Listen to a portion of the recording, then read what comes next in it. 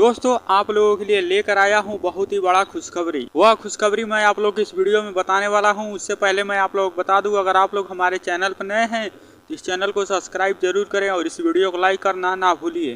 दोस्तों खेसारी लाल यादव का VR music पर गाना गजबे कमर रिलीज हो चुका है और उस गाने को आप लोग बहुत ही बढ़िया से प्यार दे रहे हैं। अभी उस गाने पर लाइक और व्यूज काफी अच्छा जा रहा है।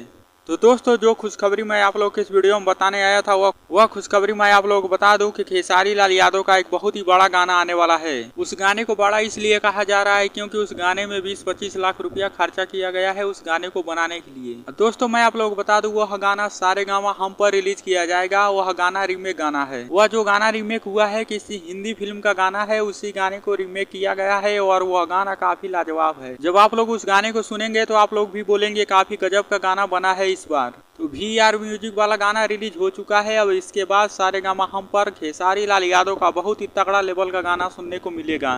तो बस आप लोग थोड़ा इंतजार करिए और आप लोग हमारे चैनल पर नए हैं तो चैनल को सब्सक्राइब जरूर करें और इस वीडियो को लाइक करना ना भूलिए।